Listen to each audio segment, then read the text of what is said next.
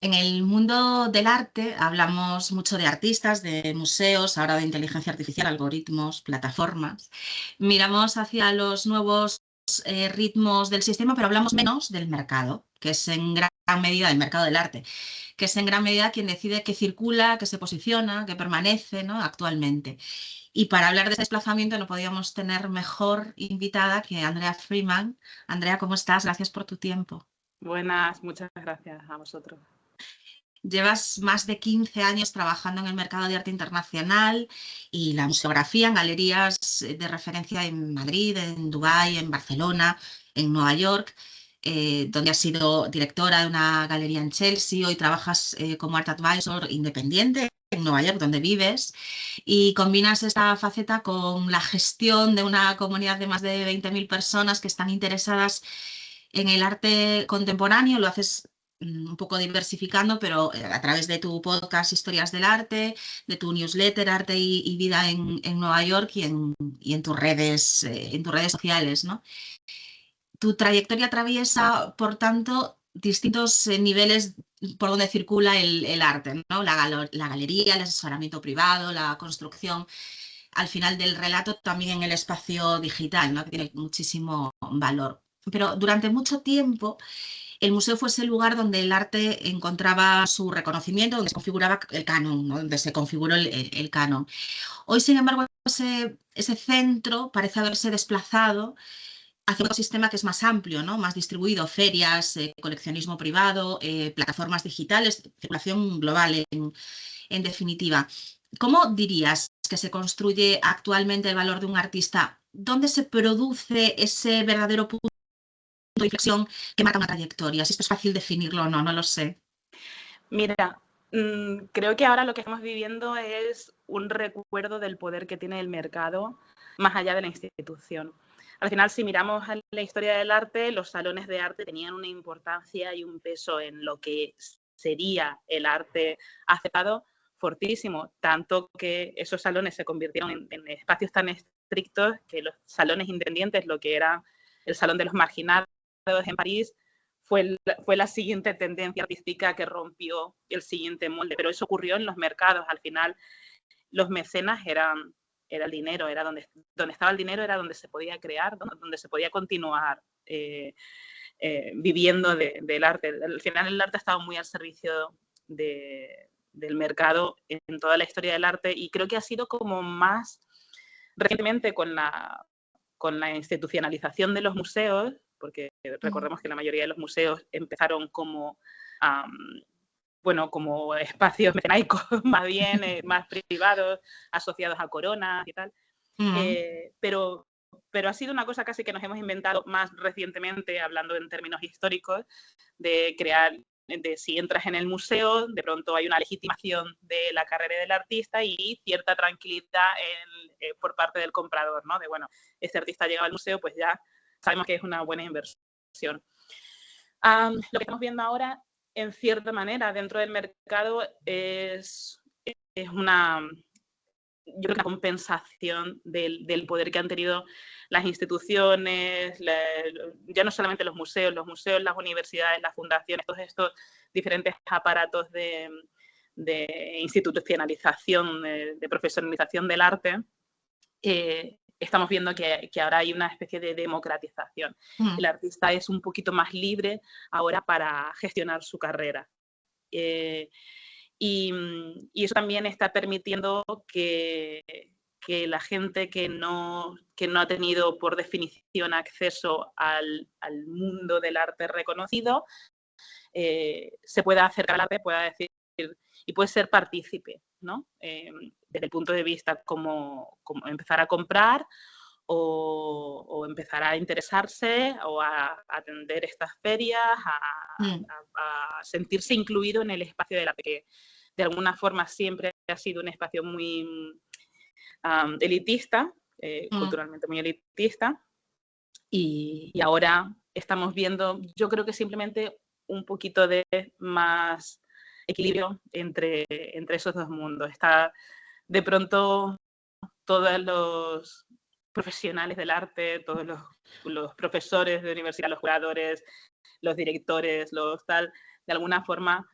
se están dando cuenta que tienen que reconciliarse con el público general, que al final y al cabo es para los que se crea el arte.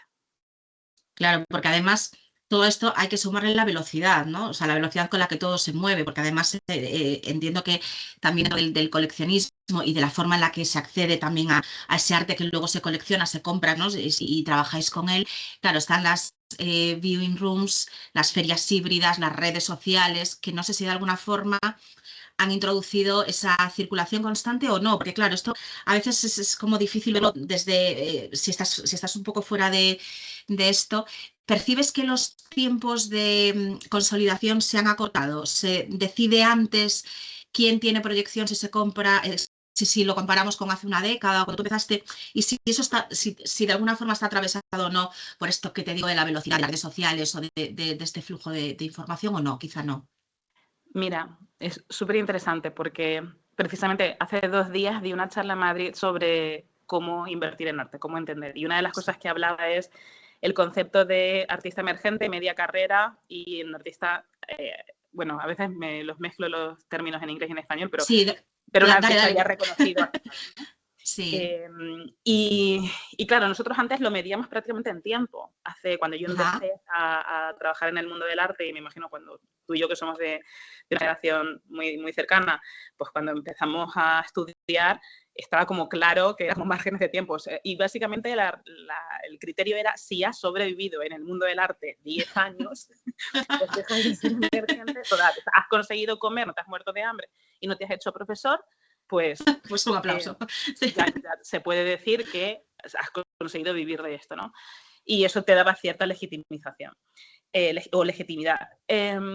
Claro, a día de hoy todo ha cambiado. Todo ha cambiado. Los ritmos son diferentes, pero es que también hay una globalización del arte. O sea, a día de hoy yo puedo estar muy conectada con un artista de Timbuktu. El mercado se ha ampliado tanto que yo ya no estoy limitada a lo que puedo ver físicamente. O sea, es decir, yo puedo hacer visitas virtuales a galerías, puedo las ferias internacionales, bueno, que ya es algo que lleva muchos años, pero es verdad que es relativamente reciente. Pero hay un movimiento global del arte que de pronto o sea, el abanico se ha abierto, no es un abanico, es 360 grados de opciones, ¿no? Y eso hace que veamos como picos de popularidad en los artistas. Y claro, eso es interesante, nos llama mucho la atención. Todos recordamos cuando de pronto salió el tiburón en formaldehído o estas cosas, ¿no? Que es como, ¡guau!, todo el mundo hablando de eso, locura. Al final el mundo del arte también es un mundo muy cotilla, muy, muy explosivo, muy sensacionalista, también porque es muy humano. Claro.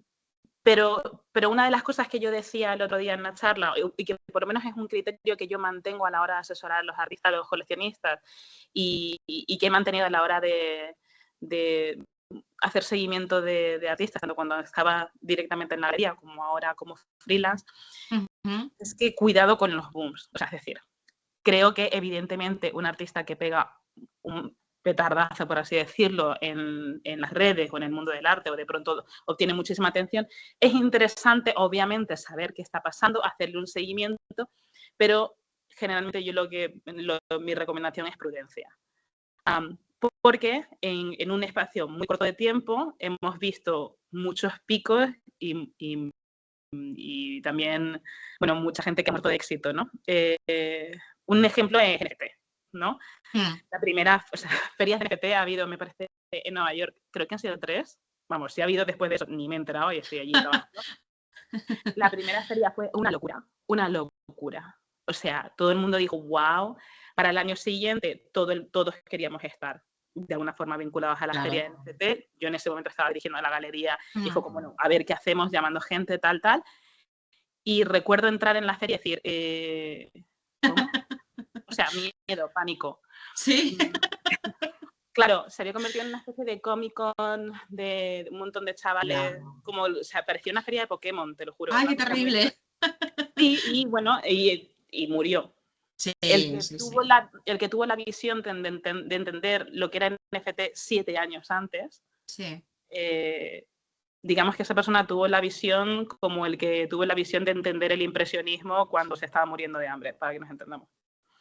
Sí. Lo que pasa es que el éxito de NFT ha sido absolutamente descontrolado. Y gente que no tenía ningún interés ni en el arte, ni lo entendía, ni entendía los ritmos de mercado, infló esa burbuja y explotó como explotó una pompa de jabón. Claro.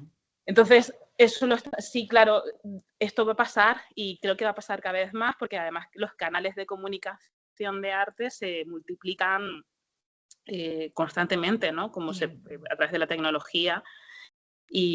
Pero pienso que en términos de poder darnos un criterio de solidez en torno al artista, en ese sentido creo que no ha cambiado tanto. Creo que hay otros criterios que son los que tomamos para saber un poco, bueno, saber, intuir por dónde va a ir la carrera de un artista o quién es una buena inversión o qué tendencia artística va a venir y va a venir para quedarse. Y bueno, esa serie de criterios creo que no han cambiado tanto.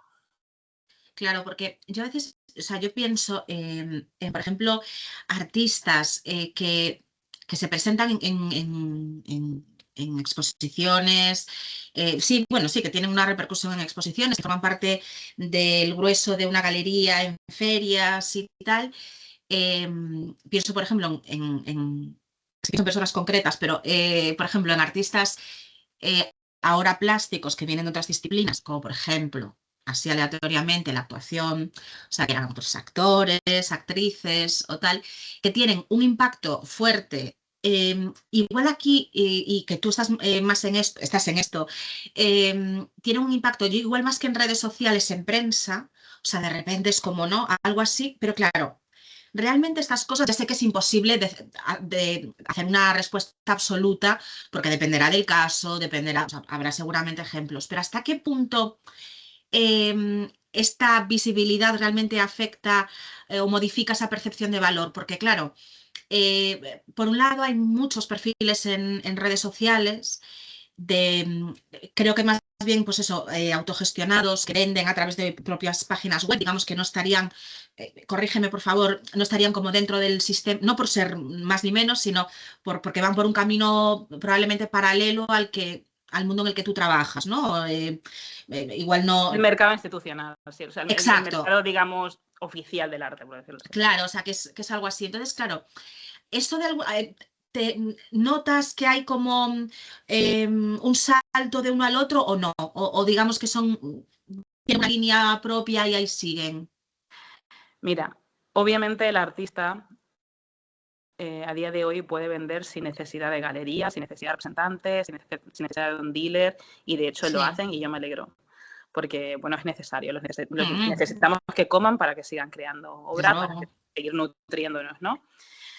Pero la realidad es que el artista tiene una necesidad de reconocimiento que es casi tan fuerte como la necesidad de crear. Creo que el porcentaje de artistas que está autogestionando su obra, está luchándolo, peleando e intentando hacer llegar lo que ellos expresan a través de su obra. El porcentaje de eso es que si tú mañana les ofreces una exposición en una galería te van a decir que no porque ellos prefieren autogestionar su obra. Es muy cercano a cero.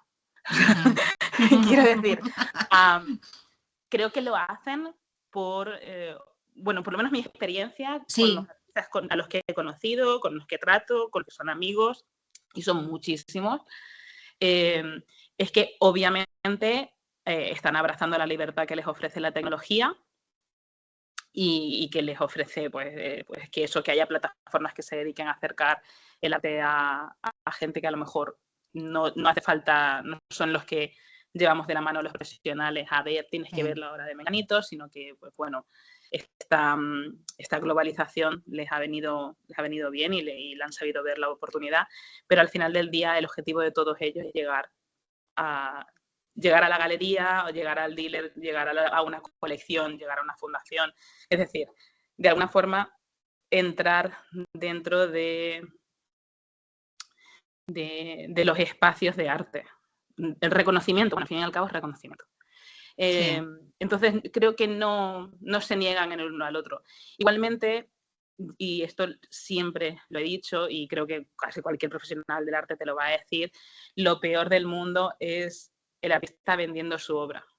Es decir, yo no te voy a decir, si eres artista, no te voy a decir, no la vendas si ese es tu medio de supervivencia, por supuesto, haz lo que tengas que hacer. Pero idealmente el artista no debería de vender su obra, entre otras cosas porque hay una vinculación emocional fortísima. O sea que yo como profesional del arte, tanto ahora, claro, el ritmo es menor, ¿no? Pero ahora trabajando con coleccionistas o cuando estaba en la galería y estás mostrándole obras y tienes todo tipo de respuestas de esto no me interesa o esto no sé qué, bueno, hay todo tipo de respuestas, algunas mejores, otras peores. A mí no me duele.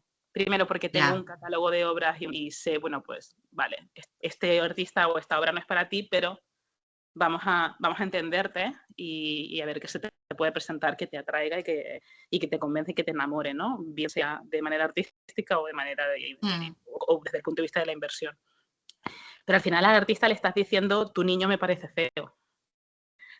Y eso es terrible, total, sí. Claro, y oye, eso duele. Y tanto, sí. Hay artistas que su obra es fantástica, pero es que no han conseguido soportar el rechazo uno detrás de otro. Mientras que yo como profesional del arte estoy frita de oír el rechazo hacia una obra o hacia algo que les presento, pero no me duele porque primero lo entiendo. Es decir, no todo es para todo el mundo y por otro lado, mi vinculación, yo puedo tener una opinión sobre la razón que tú me des de que no te guste una obra, ¿no? Sí, claro. Pero a mí no me... O sea, yo me voy a dormir tranquilamente. Claro. O sea, tengo mi opinión y ya está. Claro, pero yo no la he creado. Entonces, lo que ocurre a veces es que el artista que se está autogestionando, vendiendo su obra directamente, intentando sobrevivir, es un nivel de desgaste emocional tan bestial que obviamente el objetivo es no tener que lidiar con eso más. No tener que lidiar con perseguir que les paguen, no tener que lidiar con perseguir, que luego tendrán que lidiar con otras cosas, con las galerías y con las ferias y todo, pero el objetivo por lo menos de todos los artistas con los que yo he tratado y en general en el mercado es llegar al punto en el que ellos no tengan que estar gestionando la venta de su obra. Hay excepciones, seguramente habrá excepciones, pero en general el objetivo es entrar en un espacio de arte que le dé a tu obra el reconocimiento y la plataforma necesaria para llegar para llegar a establecerse tanto en el mercado como en las instituciones. Claro, porque el cliente, que no deja de ser cliente al final de Totalmente, esto, un cliente. Es un cliente total, pues tiene un presupuesto, tiene a lo mejor un criterio que se aleja muchísimo del artista, hablándome, esto te lo reflexiono ahora en relación a esto que me dices tú de esa vinculación, como es lógico, entre artista y creación, ¿no? Y obra, que a lo mejor responde a que me quede bien en esta super casa que me he comprado, entonces tiene que tener unas medidas y unos colores. Y claro, es que es muy difícil que eso lo pueda absorber el artista y que le resbale, ¿no? O sea, porque es como... Claro. Pero claro, o sea, ¿cómo? Claro, es lógico. Claro, es que además el mercado se ha adaptado mucho a la realidad.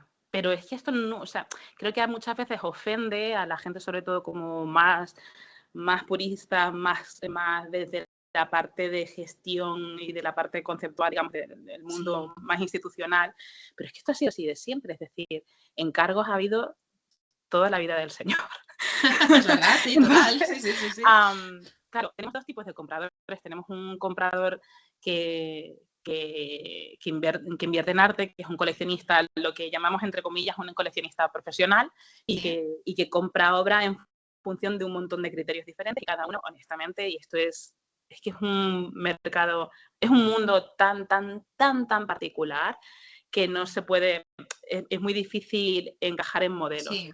Pero bueno, está el coleccionista que colecciona arte y que entonces tiene el criterio que tenga, que los hay de todos los colores y de todos los tipos. Está el coleccionista que colecciona también con el tema de la inversión en la cabeza, y claro, ese es con el que yo más trabajo. Y luego está el coleccionista que colecciona de me gusta esto y esto es lo que quiero. Yo tengo clientes que me llaman para decirme, me he comprado una casa en Aspen, como explicaba el otro día, esto es lo que tengo, o me he comprado una casa en Miami y entonces esto es lo que tengo y necesito una serie de obras para esta serie de espacios, así, así, así. En ocasiones hay artistas que aceptan obra en comisión, es decir, mira, dentro de la obra, oye, me ha encantado tu obra, pero tengo este tipo de limitaciones o tengo este tipo de necesidades. Si el artista se presta, como se han prestado montones de artistas en la historia del arte, a crearle una obra ex profeso, lo que se llama un site specific, para tal, pues estupendo, miel sobre hojuelas, el artista contento y el coleccionista contento. Al final es que al final es un cliente. Sí. ¿Sabes? Y podemos intentar decir, no, el artista tiene que crear con total libertad. Pero es que eso no ha pasado, esto ha pasado siempre. Sí. Y al final el coleccionista, nos guste más o menos, nos preocupe más o menos hasta qué punto controlen el mercado del arte y por lo tanto lo que llega a las instituciones, ¿no? y se establece, es muy necesario, lo necesitamos todos. Sí. Desde el artista hasta mí. Es que es una forma de preservar también lo que se está haciendo. Bueno, O sea, y de continuidad, de principal. supervivencia nuestra. Bueno, claro, sí, por aparte, sí, claro, sí, total, también, sí.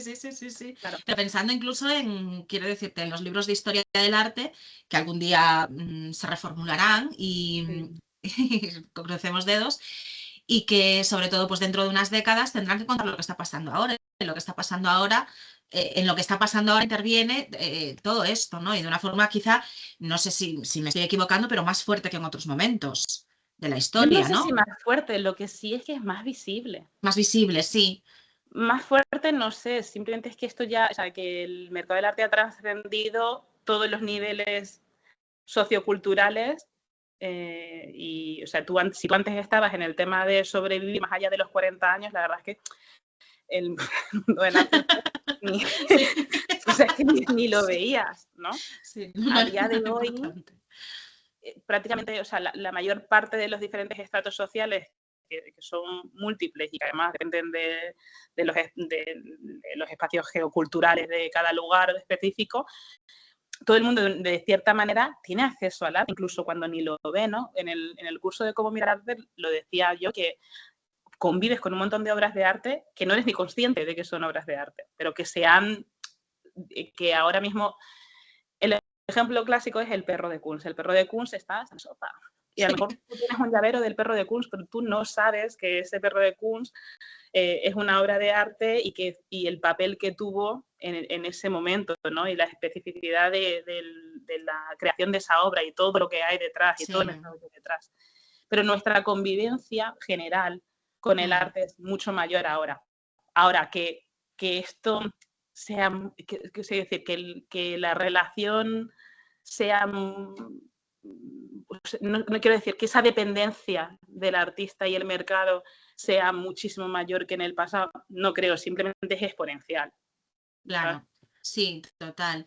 ¿Quién crees que está ahora mismo construyendo el relato? Yo creo que tiene relación con lo que estamos hablando, es decir, el museo, el mercado, las colecciones privadas, es una red mucho más híbrida. A veces cuando pensamos en lo digital, yo creo que a veces pecamos de pensar que lo digital, bueno, un poco con miedo, con un adelanto a veces un poco absurdo, que lo digital nos va a arrollar, que bueno, que estamos conviviendo con lo digital, igual que ahora acabas de decir tú, que estamos conviviendo con el arte, personas totalmente ajenas y tal, pues al final en el mundo digital estamos todos hasta aquí y todas, y bueno, con distintos grados, lógicamente, pero estamos ahí. Y claro, pensamos que lo digital nos va a arrollar. Ahí pues, están hablando de cómo los estudios de Hollywood se están preparando para trabajar con la inteligencia artificial. Pues no sé, supongo que esto habrá que aterrizarlo, habrá que verlo, no lo sé, ¿no? Pero claro, es desde mi punto de vista, y te formulas así la pregunta, pero tú me la vas a corregir seguro, que me parece como muy difícil pensar que en algún momento esto, este criterio que tú estás manejando, que viene no solamente de una formación, sino de una experiencia, de unas mediciones que tú acabas de explicar hace un instante, de cómo pues soy capaz de leer lo que me pide el cliente y tengo un catálogo. Trabajando en una galería tienes un catálogo muy amplio, pero es el que es, pero luego ahora como freelance, pues tienes el catálogo, es el mundo, ¿no? Y lo que tú dices, que tienes acceso a cualquier cosa en cualquier sitio. Claro, o sea, hay algún tipo de miedo, temor, que algún criterio algorítmico vaya a colapsaros o vaya algo. Esto es algo que se habla, que no se habla, que es algo más que se habla en la prensa, que no, o que lo hablo yo solo, no lo sé. Que lo estoy hablando yo conmigo misma. No, mira, claro, los que venimos de la formación esta pesada académica de haber estudiado historia del arte, filosofía, estética, historia y tal, y de pronto es como que todo tiene mucho peso futuro, ¿no? Se dice esto y esto va a misa y lo dijo Adorno en su día y se acabó, o sea, y está escrito como está publicado y esto Y no... Adorno lo sigue contando hoy, ¿eh? 2026. Las teorías de pensamiento se van chocando, se van reformulando, pero hay como una permanencia del criterio. Yo creo que hemos llegado al punto en el que si tú no aceptas que lo que tú prevés que va a pasar o y siquiera tu lectura de lo que está pasando ahora mismo va a caducar, entonces tienes un nivel de desconexión con la realidad peligroso, por lo menos peligroso. Lo que yo te diga ahora mismo está sujeto a que o sea, lo que te diga ahora mismo está sujeto al hecho de que yo sé que está cambiando conforme lo estoy diciendo. Mira, la preocupación está de todos vamos a perder el trabajo, la obra la gente va a preferir comprar una obra que le va a encargar a la IA en vez de comprárselo a un artista y la gente no me va a contratar como art advisor porque se lo va a preguntar a ChatGPT o a la IA que se cree específica para esto. Mi perspectiva, hoy 2 de marzo del 2026, a esta hora, es que o sea, no, pero no por nada, ¿eh? No es porque no crea en el potencial que tiene esto, en la utilidad que se le debería de dar. Es que a día de hoy, con lo que yo sé, con mi experiencia, y no con mi experiencia ni siquiera con la tecnología, sino mi experiencia humana, es que es casi imposible que eso pase. Porque mira, hay un mercado que es que no lo vamos a recuperar jamás, que es la gente que le da igual. Que quiere decorar su casa y le da lo mismo. Yo trato con gente que tiene acceso, bueno, que tiene un poder adquisitivo altísimo y ves casas de muchísimo dinero con el cuadro impreso de los girasoles que venden en IKEA. Y la casa vale 2, 3, 4, 5 millones de dólares. Pero es que esa persona yo no le voy a convencer. Esa persona se lo va a comprar hoy a IKEA, mañana se va a comprar un póster y pasado se lo pedirá a la IA. Le pedirá a la IA un retrato de su familia. Sí. ¿Me explico? A mí ese perfil, desde el punto de vista del mercado del arte y desde el punto de vista del mundo del arte y desde el mundo de la cultura del arte, esa persona para mí es irrelevante. Sí. Porque es que hoy es ¿cómo se llaman? Los prints de IKEA y mañana será la IA. Yo con esa persona que tengo todas las de perder, por decirlo así, ¿no? Y es normal porque esa persona no tiene interés en el arte. Del mismo modo que yo jamás me van a interesar los coches. Es que me los puedes poner los que sea delante, pero es que no me va a interesar. Sí. Pero siempre va a haber gente que esté buscando una conexión humana. Y a ese comprador, que ya no solamente es el comprador que tiene el poder adquisitivo para comprar una obra de arte, que es con lo que yo intento luchar en la parte que hago de divulgación, va a llegar está la gente que compra las obras a plazos, que son muchísimos y también los que tienen mucho poder adquisitivo. Está la gente que compra porque se enamora de una obra, porque se emociona.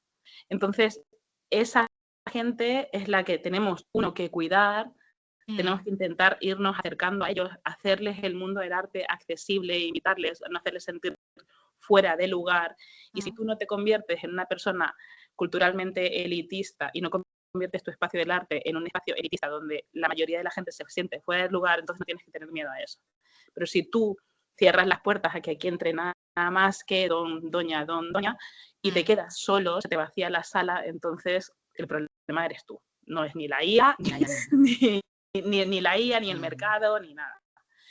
Desde el punto de vista de criterios, o sea, de que en el futuro yo pierda mi trabajo, pues tendré que adaptarme, lo dudo también. Sí. Porque la parte de estudio, o sea, del estudio que yo hago de investigación de artistas, de mercado, de ver qué es lo que sube, dónde van las tendencias, y ese nivel de asesoría que honestamente tiene una parte muy densa de estudio, de estadística y de todo esto, puede ser que la IA, vamos, me sorprendería que la IA no alcanzara a eso. Pero luego mi trabajo es muy humano.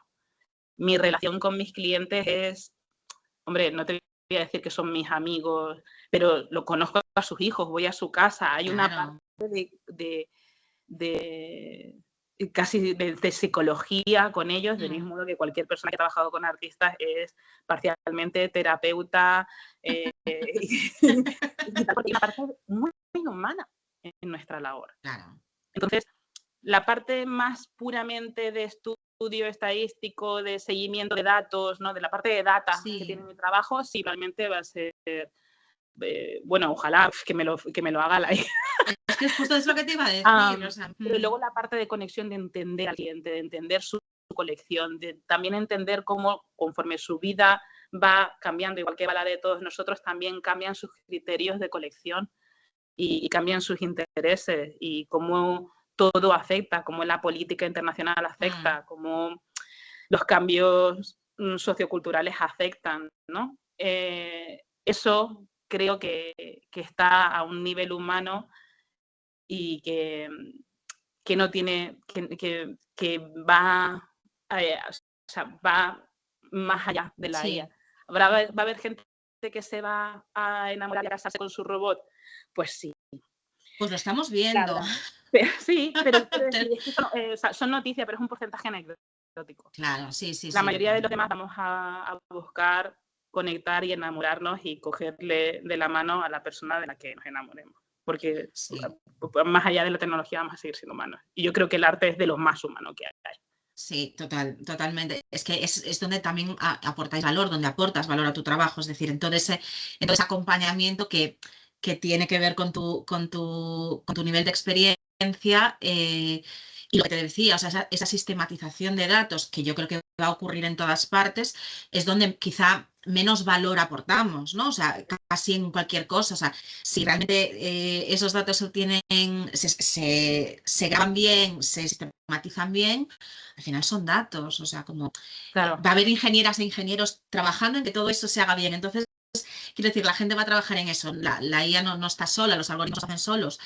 Pero donde se aporta valor es en ese acompañamiento, pues eso, basado desde luego en la experiencia y en todo este recorrido. Fíjate, Andrea, que me gustaría terminar que hemos ido adelantando alguna parte de esto, que más allá de estos grandes actores o agentes del sistema, hay algo que influye en cómo se articula al final este ecosistema, ¿no? Entenderás esto casi cualquier rama del arte que hemos tocado y las que no hemos tocado, que es la manera que aprendemos a mirar, porque de alguna forma todo empieza y termina ahí, si me apuras, ¿no? O sea, pase lo que pase por medio de todo esto. Y comentabas y que conozco además, que además de tu trabajo como Art Advisor, has desarrollado un proyecto divulgativo y formativo también lo veo yo, como unido, que ha sabido moverse entre lo digital y lo presencial, ¿no? Las redes que han funcionado como punto de encuentro, pero también como puerta de entrada a espacios físicos de conversación, y nos has hablado ahora hace un momento has citado, pero quiero que entres un poco más espacios como de cuestión, de formación y de experiencia, ¿no? Lo haces a través de Gallery Access, eventos sobre cómo invertir en arte. Has celebrado en Madrid, también en Granada. En Nueva York. En Nueva York. Nueva York y luego en Madrid. Sí. En Madrid. Tienes ahí muchas patas, ¿no? No se trata solo de acompañar decisiones, sino también de ayudar a construir criterio, ¿no? Y decías cómo hay sorpresas y cómo la gente estamos mucho más cerca del arte de lo que nos puede parecer, ¿no? Entonces, ¿cómo dialoga esa labor formativa con tu trabajo dentro del mercado? ¿Qué cambia cuando no solo acompañas decisiones, sino que ayudas a construir criterios? Mira, convive mal. Convive mal porque hablábamos del elitismo cultural. Y en el fondo lo entiendo, lo que pasa es que me niego, pero entenderlo lo entiendo. Sí. Esto es una cosa que digo siempre porque creo que es lo que más claro lo explica. Yo estudié mercado de arte contemporáneo en Sotheby's, ¿vale? El primer día lo que nos dijeron fue: vosotros vendéis acceso a un mundo que el dinero no da. Es decir, muchísima gente, pero muchísima gente compra arte o se mete en el mundo del arte o se hace galerista, y esto es, o sea, es una cosa que todos sabemos pero que no se dice, que no se publica, para tener acceso a un espacio sociocultural que tú puedes estar de dinero hasta aquí, pero que si tú no perteneces no entras. Y conozco muchos coleccionistas y sobre todo muchos galeristas también que vienen de tener dinero por negocios súper random, o sea, cosas muy, bueno, yo qué sé, por la multitud de razones por las que alguien puede hacer dinero, y decide montar una galería o empezar a coleccionar para tener acceso a esos círculos sociales. A veces con una idea de estrategia de continuar negocios, bueno, hay muchísimas razones, o simplemente curiosidad, interés, lo que sea.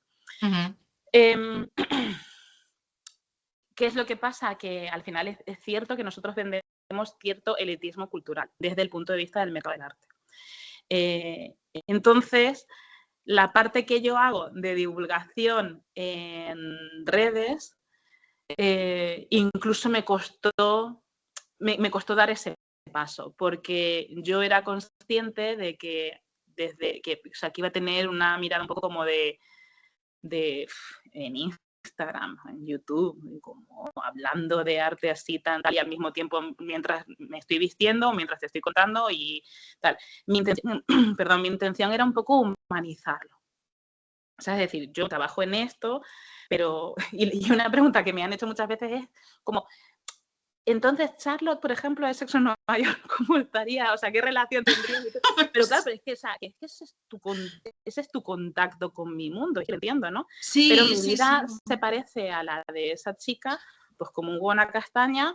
Y afortunadamente también, yo creo. Y es igual de ilusoria que la otra chica se pudiera pagar un piso en Nueva York con una columnita. No.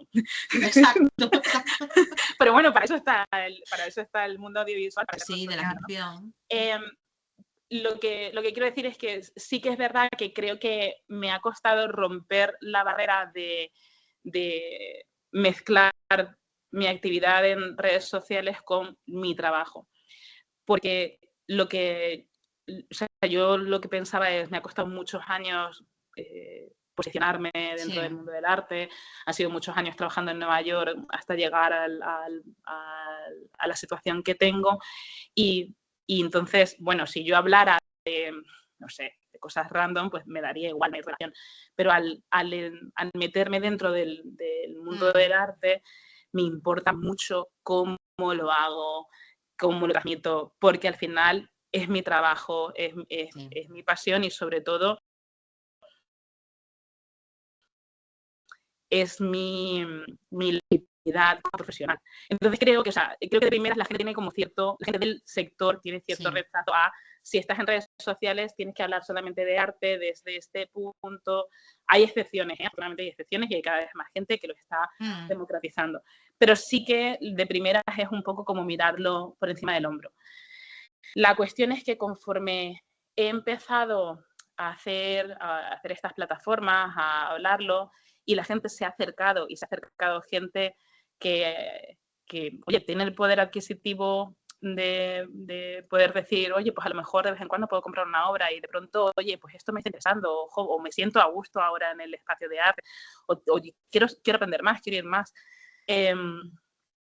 Entonces es innegable que existía un mercado al que nosotros, que nos estamos siempre quejando de que el mercado es que cuesta muchísimo, es que no sé qué, es que nosotros lo estamos dejando fuera. Claro, ¿son esta gente el cliente que me da de comer directamente? No. Lo pueden ser el cliente que nos ayude a seguir creciendo, a mí, al artista, a las instituciones, a los espacios educativos. Sí, claro que sí. Mientras más puertas se abran, más gente podrá entrar y más podremos hacer, más poder tendremos también socialmente para poder reclamar espacio para la cultura, para poder reclamar una bajada de un 21% de impuestos en el arte, ¿no? O sea, no en la cultura. Al final, ese es mi objetivo. Mi objetivo es que la gente se sienta a gusto, que se sienta bienvenida, que tenga curiosidad, que no me vuelvan a decir siempre que hago un evento y constantemente mensajes a través de las redes sociales, emails que me escriben, en podcast, en la newsletter, alguien me dice, como aviso, ¿no?, a navegantes, yo soy un inculto del arte, pero, y es como siempre digo, por favor, no me digáis eso más. Porque eso me duele como profesional porque pienso que esta persona diga esto es culpa nuestra. Sí, sí, lo hemos hecho mal, sí. ¿Sabes? Lo hemos hecho mal. ¿Lo hemos hecho mal por supervivencia? Sí, puede ser, pero lo hemos hecho mal. Entonces, mi intención es que la gente, o sea, no todo el mundo tiene que ser especialista en arte, no todo el mundo tiene que estar todo el día leyendo sobre arte, simplemente no sentirse fuera de lugar dentro del espacio del arte. Y curiosamente, ha habido gente que ha empezado a ir a los eventos y que empezó a ir pues porque le llamaba la atención lo que yo contaba y de pronto pues viene a uno y le sorprendió un montón y de pronto se apuntan al siguiente y de pronto se apuntan al siguiente y de pronto me han dicho, oye, quiero hablar contigo porque me parece que sí, que voy a empezar a comprar arte de una manera, ¿sabes? O sea, simplemente ayúdame, oriéntame. Y para mí, eso para mí es un éxito. Que una persona me diga, tengo 60 años y es la primera vez que entra a una galería porque te he visto a ti y me he enterado que no hay que pagar para entrar en las galerías. O que llevan viviendo en Madrid toda su vida y este año va a ser el primer año que van a ir a Arco. Porque de pronto sienten como, bueno, mira, sí, voy a ir a ver qué hay. Eso para mí es un éxito. Está ligado y no a mi trabajo, a mi actividad profesional, ¿no? a lo que de verdad me dedico. Pero siento que de alguna forma compenso lo que hago dentro del mercado con la parte de divulgación. Y ya lo estoy viendo, que de esa parte de divulgación está saliendo gente que va a equilibrar el mercado, porque de pronto ellos también van a entrar y van a reclamar su derecho a tener una silla, ¿no? dentro del mundo del arte. Y yo pues me alegro, porque a lo mejor también van a ayudar a equilibrar qué es lo que vamos a reconocer como arte de los 2000 el día de mañana. Lo van a democratizar. Sí, dices que crees que es un éxito, pero porque lo es. O sea, es un éxito que alguien se acerque desde la emoción, o sea, desde esa emoción de la que le provoca el arte, la que no sabía que le provocaba el arte a lo mejor, pero también desde la emoción de decir, no estoy fuera.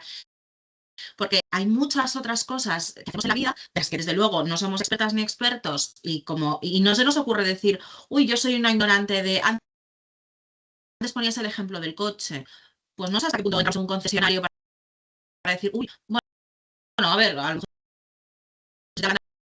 algo que no sabes, pues vale, todos los mitos y todo para entender el arte. Digo, no, ni quién es ese caballero, o sea, ¿no? Claro. Creo que eso ha sido un poco culpa nuestra, ¿no? De pronto hablar desde una especie de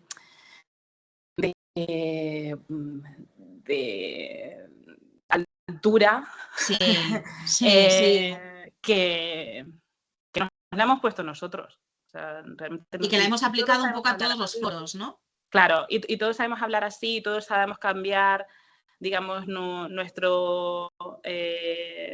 el nivel al que traemos la conversación en función de la persona que tienes enfrente, y eso está genial y es normal, y para eso tienes tú el margen de conocimiento. Pero me imagino que, yo nunca he ido, pero imagínate que en tu ciudad se hace todos los años el Fórmula 1.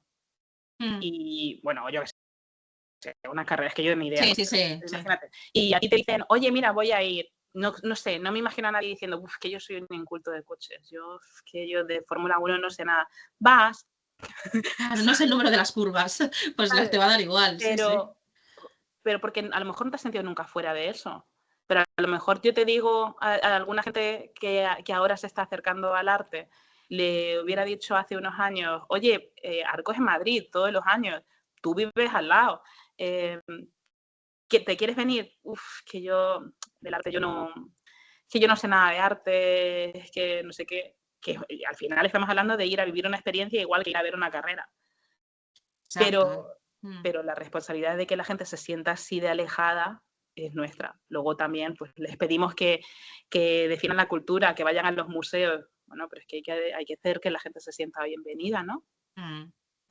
Sí, totalmente. Entonces, bueno, hay una coexistencia de esos dos mundos. También, ¿sabes qué pasa? Que como la divulgación la hago en español, pero yo trabajo fundamentalmente en inglés, porque el mercado de mis clientes están en Estados Unidos, pues como que soy un poco Carmen Sandiego del...